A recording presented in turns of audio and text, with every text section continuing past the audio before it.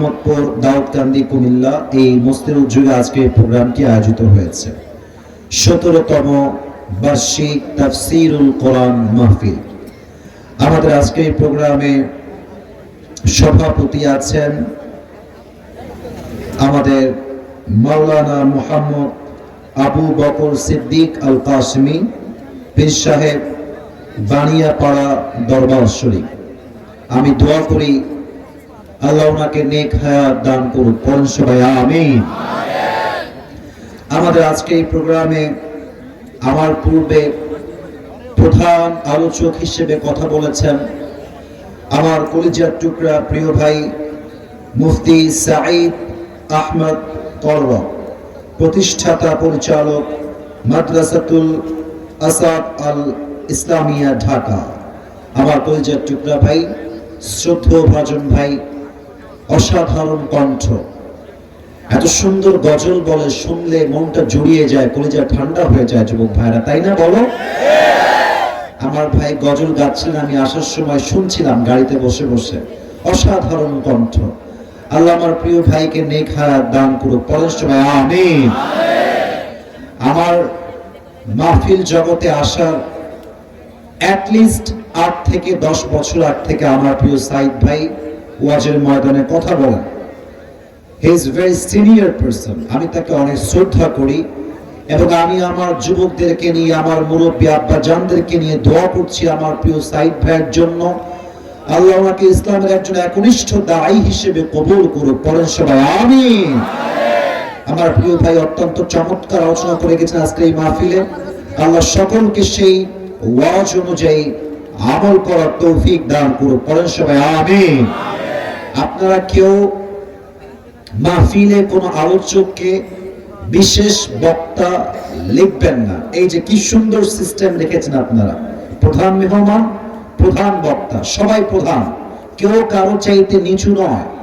বিশেষ বক্তা লিখলে কেমন যেন আমার কাছে একটু ছোট ছোট মনে হয় এবং আমার কাছে অবাক লাগে বাংলাদেশে একজন বিজ্ঞ আলেমের চাইতে, একজন যোগ্যতা সম্পন্ন ব্যক্তির চাইতে ভাইরাল ব্যক্তির দাম বাংলাদেশে বেশি দেওয়া হয় যুবক ভাইরা। কেন?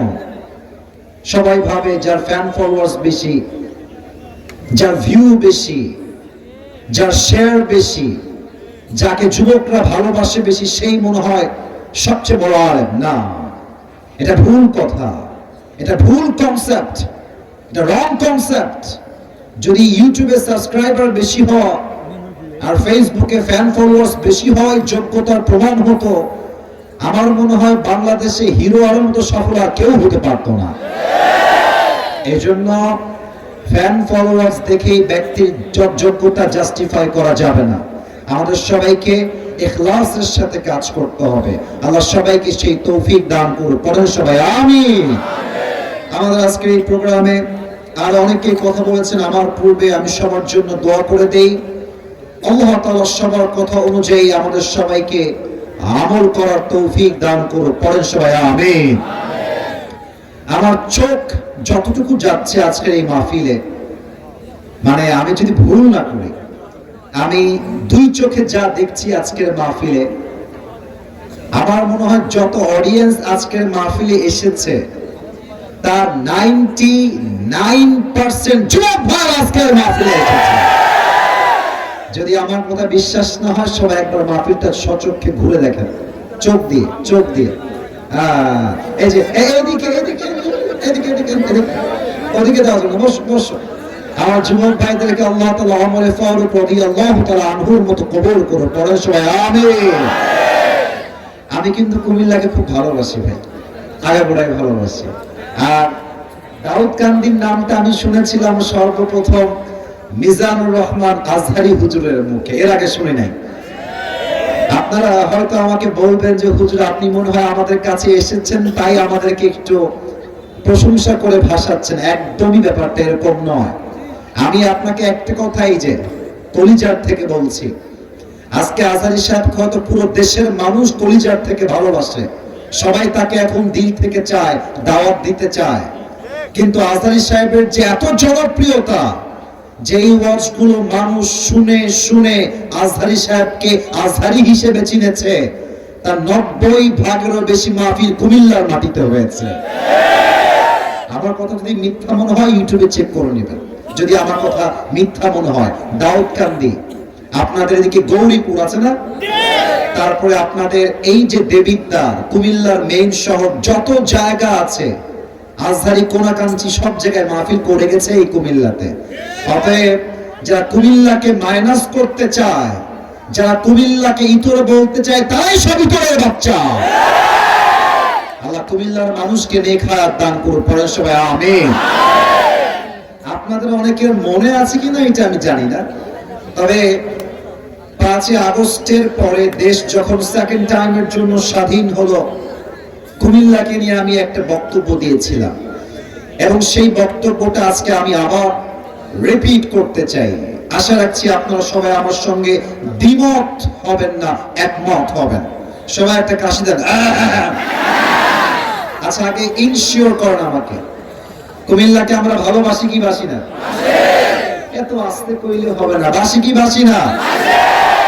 আমি অলওয়েজ প্রাউডলি বলি, কুমিল্লার যে উন্নয়ন, কুমিল্লার যুবকরা যে পরিমাণে স্মার্ট এন্ড হ্যান্ডসাম, আমার মনে হয় কুমিল্লাকে এখন কোন জেলা হিসেবে না, আমরা সবাই বিভাগ হিসেবে দেখতে চাই।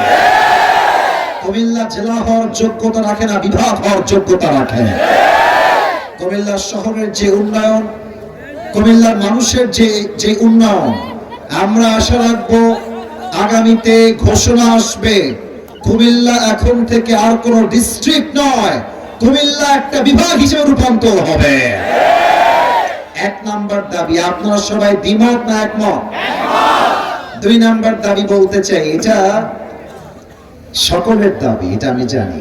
কুমিল্লাতে আমার অনেক প্রবাসী ভাইয়েরা বিদেশে থাকে, তারা ঢাকাতে এসে ল্যান্ড করে না, তারা আগামীতে ঢাকায় ল্যান্ড করবে না। আমরা কুমিল্লা একটা ইন্টারন্যাশনাল এয়ারপোর্ট দেখতে চাই যুবক ভাই। আমার প্রবাসী ভাইয়েরা ল্যান্ড করবে ঢাকার আন্তর্জাতিক বিমানবন্দরে নয়, আমার কুমিল্লার প্রত্যেকটা প্রবাসী ল্যান্ড করবে কুমিল্লার মধ্যেই যুবক ভাইরা, ঠিক কি না বলেন? তবে এই দাবিটা শুধুমাত্র ফেসবুকে গেলেই হবে না, ইউটিউবে গেলেই হবে না, কুমিল্লার মানুষকে রাস্তায় নামতে হবে, দাবি জানাইতে হবে। একদিন না একদিন কুমিল্লা ইন্টারন্যাশনাল এয়ারপোর্ট হবেই হবে ইনশাআল্লাহ। কুমিল্লার মানুষকে আপনি কোথায় দেখতে চান? দুবাইয়ে যাবেন, কুমিল্লার মানুষ। মালয়েশিয়া যাবেন, কুমিল্লার মানুষ। সৌদি যাবেন, কুমিল্লার মানুষ। আরে কুমিল্লার মানুষ যেখানেই যায় সেখানে রাজ করে খায় তারা। আর সর্বশেষ কথা, আমি আসিফ হুজুর কুমিল্লার মানুষ ছাড়া অচল। আমার যার সঙ্গে কাজ শুরু করার পরে আমার জীবনে এত উন্নয়ন, আল্লাহ আমাকে এত দূর নিয়ে এসেছে, সে মানুষটা কুমিল্লা। আমার প্রফেশনাল যে কাজগুলো করে সেও কুমিল্লা। কুমিল্লা ছাড়া আমিও অচল। কুমিল্লা মানে আমার ভালোবাসা, আর কুমিল্লার মানুষও আমাকে ভালোবাসে, ঠিক কি না বলে? আমি কুমিল্লার ভাইদের জন্য দোয়া করে দেই, আল্লাহ আমার কুমিল্লার প্রত্যেকটা মানুষকে ইসলামের একজন বীর সৈনিক হিসেবে কবুল করে পড়াবে। আমি আর ভূমিকায় বেশি কথা বাড়াতে চাই না। যুবকদেরকে নিয়ে 2-3টা মিনিট কথা না বললে আমার পেটের ভাত হজম হবে না। বলা যাবে? যাবে যাবে যাবে যাবে। আচ্ছা, আপনাদের বউ আছে কার কার? একটু হাত তুলেন। বউ আছে?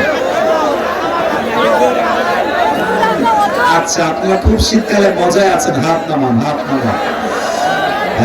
এই কুমিল্লার ছেলে পেলে যাদের বউ নাই বা সিঙ্গেল না, হাত তোলো সবাই। ইন্নালিল্লাহ, সিঙ্গেল না 90% বেশি এসেছে আজকের মাহফিলে। আপনাদের কারো বউ নাই? এ আমি বিশ্বাস করি না। মিথ্যা সত্যি সত্যি সত্যি সত্যি। আল্লাহ রে, যারা যে সিঙ্গেল কি যে কষ্টে আছে এরা, হাত নামাও, হাত নামাও। আল্লাহ প্রত্যেকটা সিঙ্গেল যুবককে নেককার দিনদার বউ দিয়ে দিক, পরে সবাই আমিন। এই যারা আমিন কয় নাই, কেউ বউ পাবে না এরা। একটু জোরে বলতে হবে সবাই মিলে আমিন। আমরা প্রমাণ পেয়ে গেলাম আজকের মাহফিলে সিঙ্গেলরা এসেছে বেশি, বিবাহিতরা এসেছে খুবই খুবই খুবই খুবই খুবই খুবই কম। তো ওটা কোনো ব্যাপার না, আমরা 3টা তাকবীর দিব একটু পরে। তবে শুরুতে আমি কিছু কথা সবাইকে অ্যাড্রেস করে ভূমিকায় বলতে চাই। আগে একটা তাকবীর দেব সবাই মিলে, নারায়ে তাকবীর। পেছনে আমি তাকবীরের আওয়াজটা পাই নাই, সো সরি। সবাই মিলে দিবেন, এমন জোরে দিবেন আমি স্টেজ ভেঙে উল্টে নিচের দিকে পড়ে যাব। সবাই একটা কাশি দেন, নারায়ে তাকবীর। আমার যুবক ভাইদেরকে 2টা উপদেশ দিব আজকে। 1 নাম্বার, কলিজার টুকরা যুবক ভাইরা আমার দিকে খেয়াল করো। তোমরা কি ক্যারিয়ারে ভালো কিছু করতে চাও নাকি চাও না? চাও নাকি চাও না? মাশাআল্লাহ, যদি ক্যারিয়ারে ভালো কিছু করতে চাও, গাঞ্জা খাওয়া বাদ দাও, মেয়ের পেছনে ঘোরা বাদ দিয়ে দাও। মেয়ে মানুষের পেছনে তুমি ঘুরবা, সে ঘুরবে টাকাওয়ালার পেছনে। তুমি তারে বলবা আই লাভ ইউ, সে টাকলার সঙ্গে বিয়ে করে হাত ধরে পালিয়ে যাবে। আমার কথা হচ্ছে স্ট্রং ম্যান অলওয়েজ ক্যারিয়ারে ফোকাস করে, আর যার ব্যক্তিত্ব ছোট সে মেয়েদের পেছনে লাইন ধরে ঘুরে বেড়ায়। অতএব কুমিল্লার সন্তান এমন হবে না যে মেয়েদের পেছনে ঘুরে, বরং কুমিল্লার প্রত্যেকটা ছেলে হবে একটা ব্র্যান্ডের মতো, তার পেছনে লাইন ধরে দাঁড়িয়ে যায় বিয়ে করার জন্য। মেয়েদের পেছনে ঘোরা যাবে না। রাজি আছো তো সবাই ইনশাআল্লাহ? 2 নাম্বার, শেষ কথা, শর্ট কথা। জীবনে যাই হয়ে যাক, হতাশ হওয়া যাবে না। যত বড় বিপদ আসুক, আমার সমস্ত বিপদে ভরসার জায়গা একজন। আওয়াজ দিয়ে বলেন সবাই, তিনি কে? আমি তোমাদের জীবনের কথা কে বলছে? কথা কে বলছে? কথা বলো না কেউ। এই ছেলেরা, ভালোবাসা বোঝার চেষ্টা করো, একজন কথা বলবেন না। আর কেউ যদি উঠে যায়, ওকে লুঙ্গি টান দিয়ে ধরে বসায় দিবেন, লুঙ্গি যেন খুলে না যায়। হ্যাঁ, বসে পড়ো, বসে পড়ো। দুশ্চিন্তা দূর করার জন্য ছোট্ট একটা ঘটনা বলি আমি আমার তাফসীর রিপ্রেজেন্ট করার I will try my best level ইনশাআল্লাহ। ইব্রাহিম আদহাম রাহমাতুল্লাহি আলাইহি একবার রাস্তা দিয়ে হাঁটছেন, তো উনি তাকিয়ে দেখছেন একজন যুবক প্রচন্ড ডিপ্রেসড, হতাশ, স্যাড এবং দুশ্চিন্তাগ্রস্ত হয়ে বসে আছে, মাথা নিচু করে এইভাবে বসে আছে, দুশ্চিন্তা। তো ইব্রাহিম আদহাম রাহমাতুল্লাহি আলাইহি ডাক দিয়ে বললেন, যুবক শোনো, তোমাকে আমি 3টা প্রশ্ন করতে চাই, আশা রাখবো তুমি আমাকে 3টা প্রশ্নের সঠিক জবাব দিবে। তো দুশ্চিন্তাগ্রস্ত যুবক বলল, অবশ্যই হুজুর, বলেন আপনি আমাকে কি প্রশ্ন করতে চান। হুজুর বলল, যুবক আমাকে বলো, এই পৃথিবীতে does anything happen in this world without will of Allah subhanahu wa ta'ala? আমাকে বলো তো, এই পৃথিবীর কোন কিছুই কি আল্লাহ ইচ্ছার বাহিরে হয়? নাম্বার 1 প্রশ্ন। নাম্বার 2, আমাকে বলো, the sustenance and the provision that Allah subhanahu wa ta'ala has determined for you can be reduced a little bit. উনি বললেন, বলো তো আমাকে যুবক, আল্লাহ তোমার জন্য যে রিজিক নির্ধারণ করেছে দুনিয়ার বুকে, এই রিজিকের চাইতে 1 চুল পরিমাণ রিজিক কি কখনো কমতে পারে? 2 নাম্বার প্রশ্ন। 3 নাম্বার, আমাকে উত্তর দাও, the life that Allah subhanahu wa ta'ala has determined for you can be reduced a little bit. আমাকে বলো তো, যে হায়াত আল্লাহ তোমাকে দুনিয়ায় দিয়েছে, এই হায়াতটা কখনো 1 চুল পরিমাণ কি কমতে পারে? যুবক, 3টার উত্তর আমাকে এক বাক্যে দাও। যুবক বলল, নো, যে রিজিক আল্লাহ দিয়েছেন কমবেও না বাড়বেও না, যে হায়াত আল্লাহ নির্ধারণ করেছেন বাড়বেও না কমবেও না, এবং আল্লাহ তাআলার ইচ্ছা ছাড়া পৃথিবীতে কিছুই হতে পারে না। ঠিক কি না বলেন? এবার তিনি বললেন, তাহলে তোমার চিন্তা এত কিসের, তোমার দুশ্চিন্তা কিসের, যখন সমস্ত শক্তি আল্লাহর হাতে, যখন সমস্ত রিজিকের মালিক আল্লাহ তাআলা, অতএব বান্দার দুশ্চিন্তা চুল পরিমাণ মানায় না। ঠিক কি না বলেন? আচ্ছা বলেন তো, ফাতেমা রাদিয়াল্লাহু তাআলা আনহার স্বামীর নাম কি ছিল? হযরত আলী। এদিকে আওয়াজ আছে, সামনে আওয়াজ নাই। বলেন তো, ফাতেমার স্বামীর নাম কি ছিল? আলী রাদিয়াল্লাহু তাআলা আনহু। ওনার কাছে এক যুবক এসে বলল, হে আলী, আপনি আমাকে উত্তর দেন তো, পৃথিবীর সবচেয়ে শক্তিশালী বাহিনী কি? আল্লাহর দেওয়া সবচেয়ে শক্তিশালী বাহিনীর নাম কি? আলী বললেন, সবচেয়ে শক্তিশালী বাহিনীর নাম হলো পাহাড়। এবার তিনি বললেন, এই পাহাড়ের চাইতে শক্তিশালী হলো লোহা, কারণ লোহা পাহাড়কে ভেঙে চুরে চূর্ণ বিচূর্ণ করে দেয়। তবে এই লোহার চাইতে আরো শক্তিশালী বাহিনীর নাম হলো আগুন, কারণ আগুন লোহাকে জ্বালিয়ে পুড়িয়ে শেষ করে দেয়। আর এই আগুনের চাইতে শক্তিশালী বাহিনীর নাম হলো পানি, কারণ পানি আগুনকে নিভিয়ে দেয়। আর এই পানির চাইতে শক্তিশালী বাহিনীর নাম হলো মেঘ, কারণ মেঘ পানিকে বহন করে নিয়ে যায়। আর এই মেঘের চাইতে শক্তিশালী বাহিনীর নাম হলো বাতাস, কারণ এই বাতাস মেঘকে এক জায়গা থেকে আরেক জায়গায় ভাসিয়ে নিয়ে বেড়ায়। আর এই বাতাসের চাইতে শক্তিশালী হলো মানুষ, কারণ বাতাসে উড়ে যাওয়া একটা কাপড়কে মানুষ এক হাত দিয়ে ধরে আটকে দেয়। বাতাসের চাইতে শক্তিশালী বাহিনীর নাম হলো মানুষ। আর এই মানুষের চাইতে শক্তিশালী বাহিনীর নাম হলো ঘুম, কারণ ঘুম মানুষকে কাবু করে ফেলে। আর এই ঘুমের চাইতে শক্তিশালী বাহিনীর নাম হলো দুশ্চিন্তা। যার জীবনে দুশ্চিন্তা দিয়ে ভরা, রাত ৩টা বাজলেও তার ঘুমটা চোখে আসে না। যুবক ভাইরা, ঠিক কিনা বলো? আর এই সমস্ত দুশ্চিন্তার চাইতে শক্তিশালী জিনিসের নাম হলো তাওয়াক্কুল এন্ড সবর।